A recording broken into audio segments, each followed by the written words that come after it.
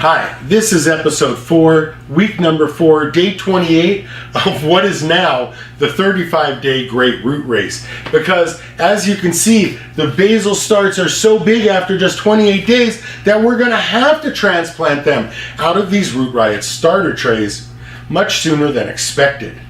This will also be our third and final feeding before we transplant, and the theme of the episode is humility and humidity. And even though the next episode, episode 5, is still the review and comparison episode, we're going to look at the plants and the roots to see what's changed. To see if increasing the Clonex solution from 5 mils to 10 mils last week made a difference.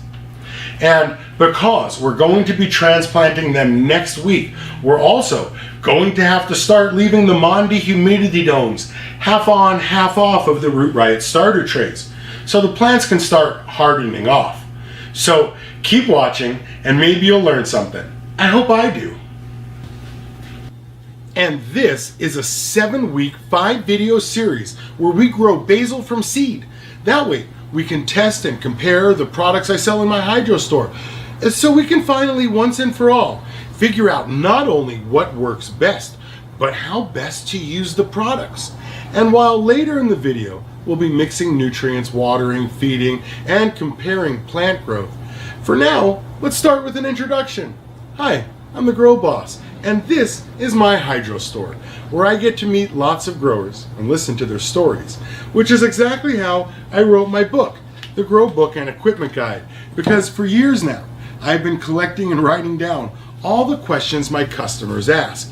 And if at any time during this video, you want to find your closest hydro store, or where you can buy my book, or any of the other products you see in this video, just click the opportunity button when it pops up, or go to everyhydrostore.com. And now that you know that, let's catch you back up on what's already happened before we go on. In episode 1, day 1, the theme was promises and temptations, and I introduced you to all the equipment we'll be using and the rules of the Great Root Race. And in episode 2, week 2, day 14, the topic was Root Booster or Root Buster. And in episode 3, week 4, day 28, the overwatering episode, we fed for the second time. And we took our first look at the differences in growth rates between the products.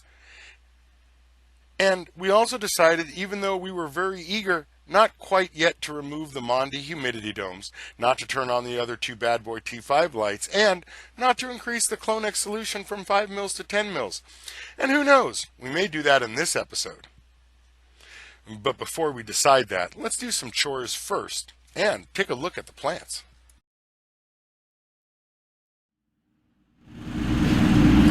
Listen, it's always the same thing. I promise you. There are no tricks to growing cannabis, and while I water and feed these trays 1 through 3, our control trays, I want to take that time to also comment on a few things, because my experience as a store owner is really what sets me apart from the other videos, right? And what sets my book apart from those other books, because I read them all before writing mine, and I gotta tell you, they got it all wrong. How do I know?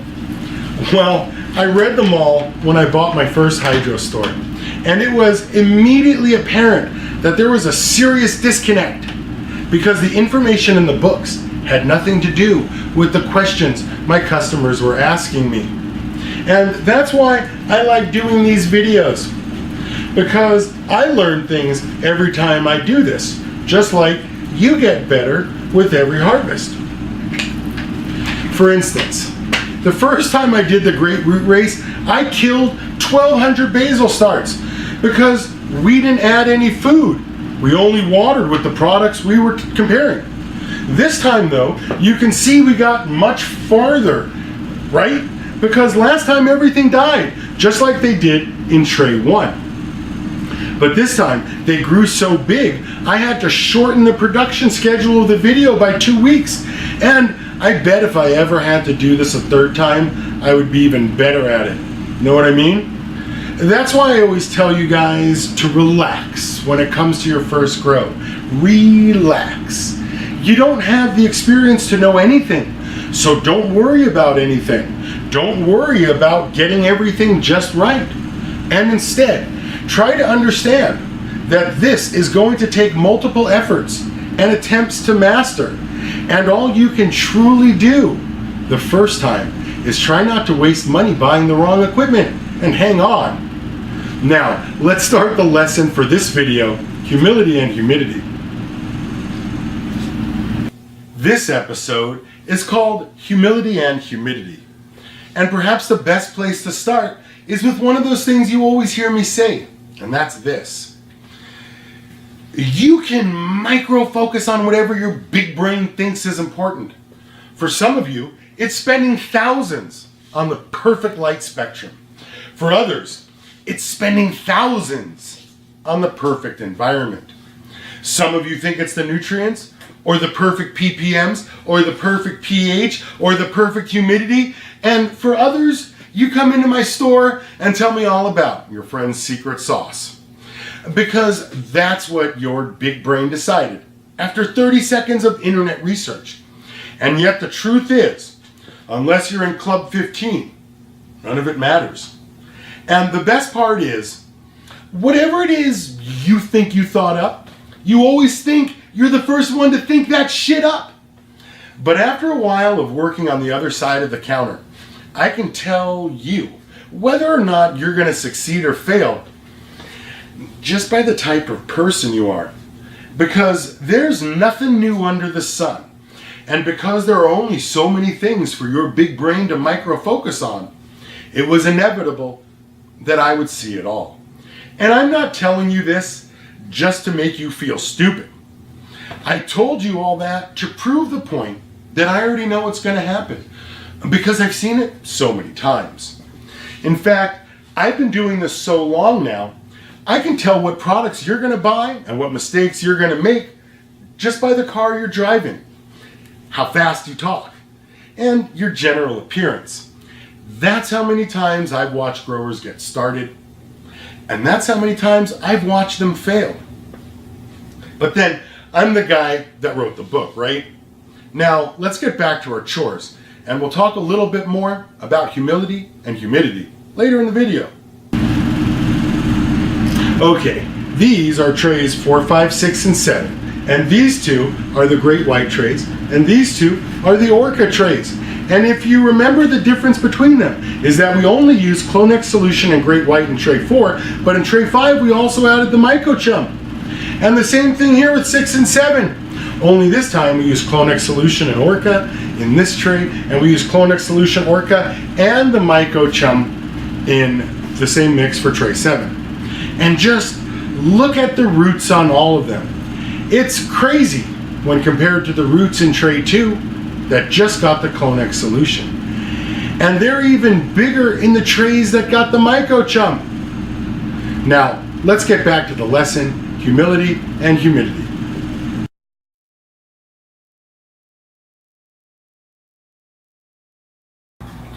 Okay, I was telling you about the paths to success and failure, and even though there's no one right way to do things, as with any hobby, there are most certainly a set of trials and tribulations and a learning curve every new grower has to go through.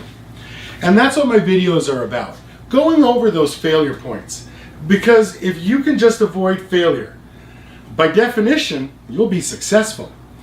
And while you always hear me say too much light, too much water, and too many nutrients are the #1 problems, the reality is there are a lot of little mistakes that growers can make without realizing it, and for no other reason than nobody explained it to you. So that's what we're going to do in this episode. I'm going to explain one of those little things you always hear about, and it's the perfect humidity. For instance, you'll hear people all over the internet pick a number and tell you that's the perfect humidity. And usually that number is right around 40%. But I ask you, when you look outside, is the humidity always 40%? Is the temperature always the same? And yet, all these people have the balls to tell you there is a perfect number, when I can 100% assure you that there is not. And here's how come I'm so sure. You know how everything in nature has a natural checks and balance. It's always present, and if you know what to look for, it's no different when growing cannabis. Because not only is there no perfect humidity or temperature, humidity and temperature are both directly related to each other.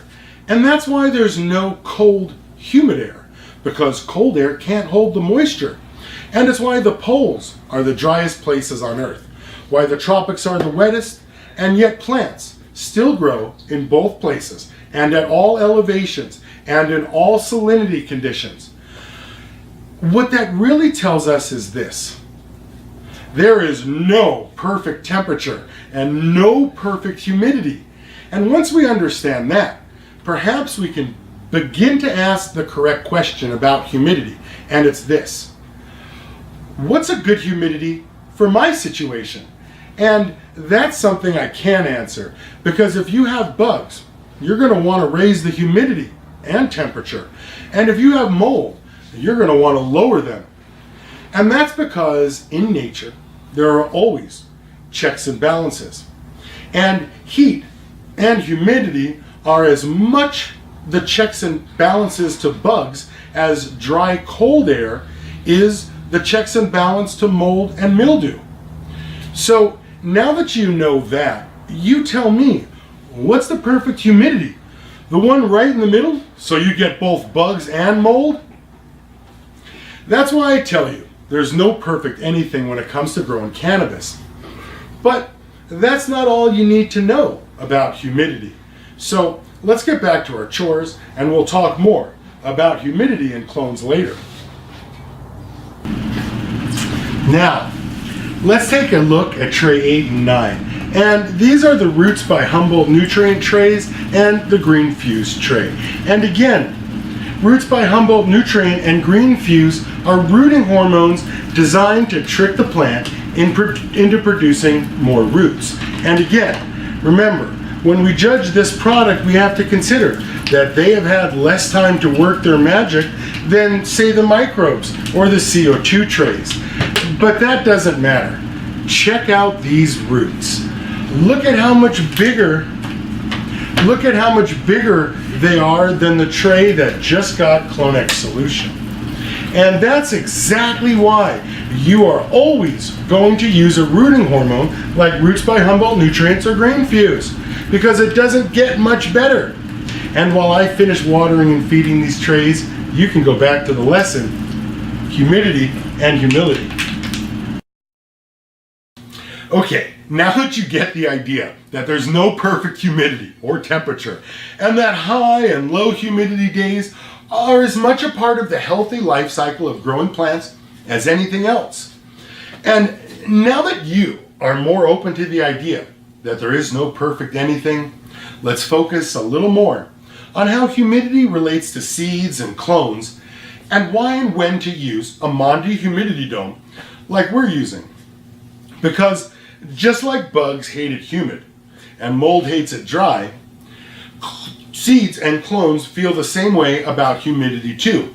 So let's start with the whys first, and to do that, all we have to do is ask, what's the difference between starting a seed and a clone? And basically that comes down to two things. Clones are older, but seeds have roots. And that's exactly the way to think about this. See, a clone doesn't have a root. So if you remember back in episode 3, when we went over roots and how they work, it turned out that the root is responsible for absorbing water and the root hairs for absorbing nutrients. Which means if you have a clone with no root, the imminent danger is from dehydration. And since we also know that plants transpire or sweat from their leaves as part of the photosynthesis process, the way to protect a cutting is to increase the humidity in her environment until her stomas close, or at least decrease the release of water, and that happens somewhere around 70%. That's why you don't need rainstorm conditions under the Monty Dome, because even one drop of water anywhere in the dome means there's more than enough humidity. That's also why you see clones with their leaves snipped in half. Growers do that to slow the transpiration rates. And now that you know why clones need domes until they're cuttings with roots, do you also understand why seeds don't necessarily need domes? That's right, because the taproot from a seed can immediately start absorbing water as soon as it pops. And now that you know all that, you're probably wondering why I'm starting seeds under Monty domes now, right? And you can keep wondering about that while I finish up my chores. Now this is tray 10, and this tray hasn't pressed since day 3. And just like you can see, the tops in the green pad tray are not as green as the tops in the Clonex solution tray. It's just as obvious that the roots in the Clonex solution tray are not as big as the roots in the green pad tray. And I'll get into why that is at the end of the video. But for now, just look at how much bigger the roots are when you add green pad CO2 to the starts.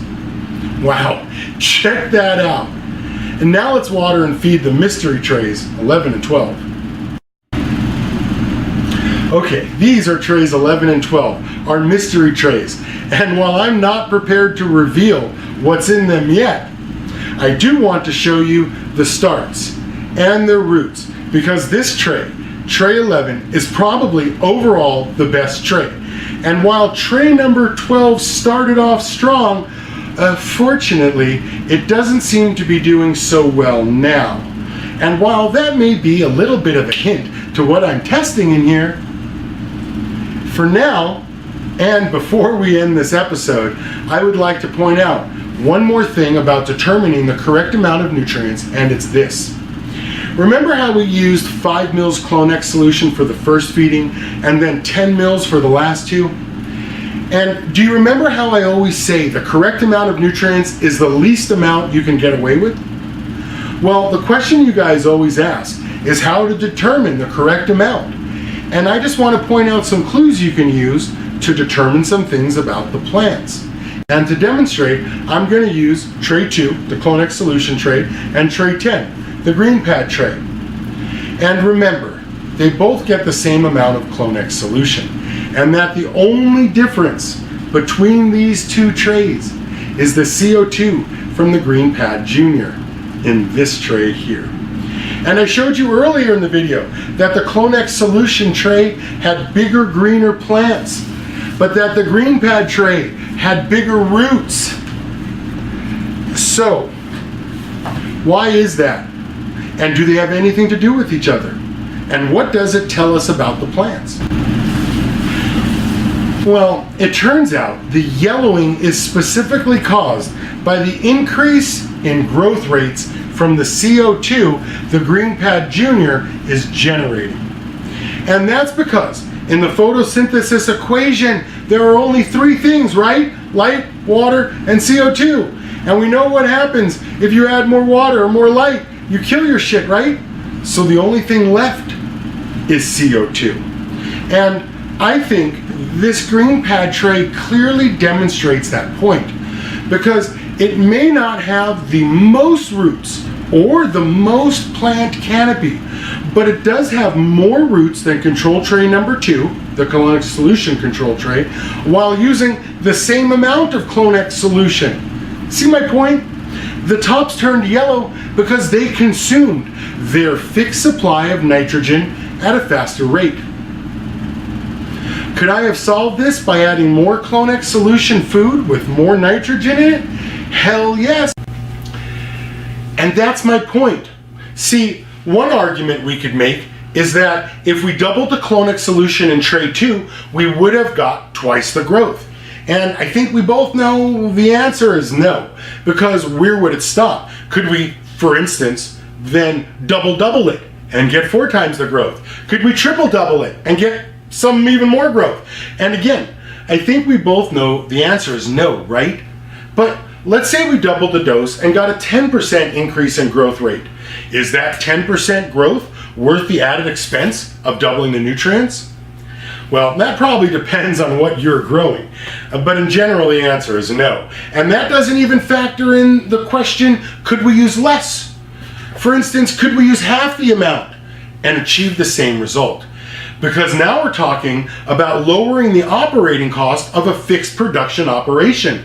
And I think we can all agree, in a business-based economy, it's all about being the lowest cost producer.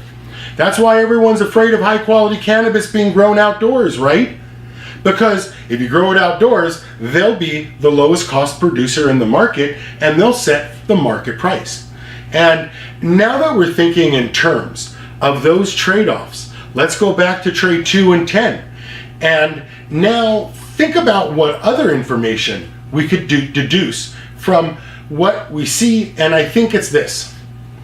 If the green pad tray ran out of Clonex solution from just the addition of a little CO2, and since the first sign and symptom of a problem was the nutrient deficiency, then I would like to suggest that the dose we were giving tray number 1 was in fact correct, unless another force in the law of minimums acted upon it, like changing the quantities of the inputs to photosynthesis, like light, water, and CO2.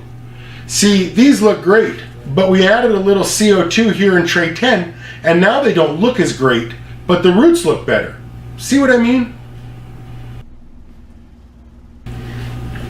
Now, could we have added more Clonex solution food to the green pad tray and resolved the issue? Yes, of course, but the name of the video series is The Great Root Race, not the Great Grow Plants Race, right? That's why I'm willing to sacrifice plant growth for root growth, to make that point. Now, in the next series, The Great Grow Race, when we transplant the starts from the Clonex solution tray into smart pots and grow them out under different lights with different nutrients, then yes, that will be important. But the whole entire reason I have spent the last 6 months writing and shooting and editing all these videos comes down to this one specific point. No, I don't really have anything for you. I was just feeling a little dramatic. But if there was a lesson to be learned, it's that all these products work and deliver on their promises for explosive root growth when your plants are healthy. Let's do a quick review here before we finish this episode. First, that not only is there no perfect humidity, there's no perfect temperature. In fact, just the opposite is true.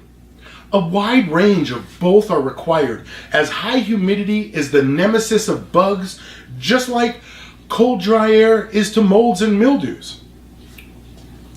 Second, seeds have roots and clones don't, and because of that, seeds require different environmental conditions, which brings us to why I'm using Mondi domes over seeds, even though they have roots. And basically, it comes down to everything I've been telling you in these videos, in my books, in my No More Grow More cards, and in my store. Growing anything, whether that be indoors or out, is a gray area. And since historically, most of us chasing that cannabis money have been 18 to 49-year-old males, a demographic not particularly known for patience or living in the gray area as their defining characteristics, which is why I also tell you that 85% of growers fail, because the real number is probably closer to 99%, and for no other reason than aggressive 18 to 49-year-old males try to rush the process, because that's the type of people that chase cannabis money. The problem is, cannabis can't be rushed. And just like anything, there can't be two winners. And there's no way a delicate little slow-growing cannabis plant can compete with an 18 to 49-year-old male.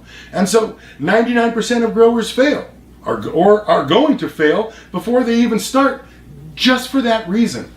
And I know I say 85 in all my videos and in all my books and stuff, but it's late. I'm tired, and this is the end of a long video. So just between us, because you're still watching, I will tell you a little secret.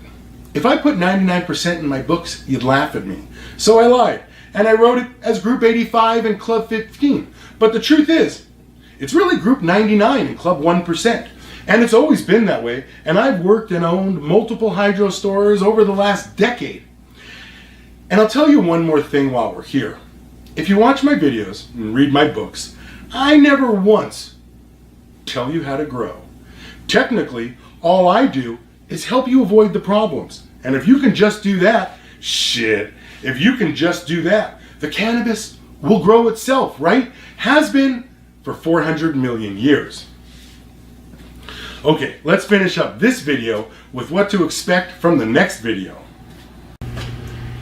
And while I'm waiting until the next episode, episode 5, week 5, day 35, the final episode, before we really get into comparing the root growth rates and then transplanting, I thought I would give you a quick peek at the early results now, while I comment a little bit more about why I waited this long to crack the Mondi domes. And I didn't increase the light or crack the domes until now because it's always the temptation to do more when everything is going well, isn't it? Because you figure if things are going great, more would make it even more greater, right? But I can assure you, it doesn't.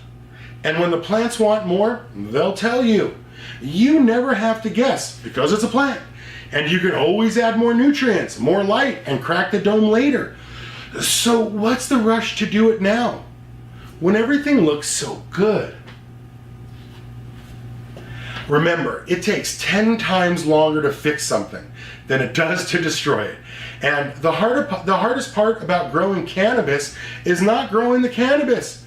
It's the patience necessary to wait for the cannabis to grow, because there is nothing you can do or buy that's going to speed up the process or magically turn your weed into something the world has never seen before.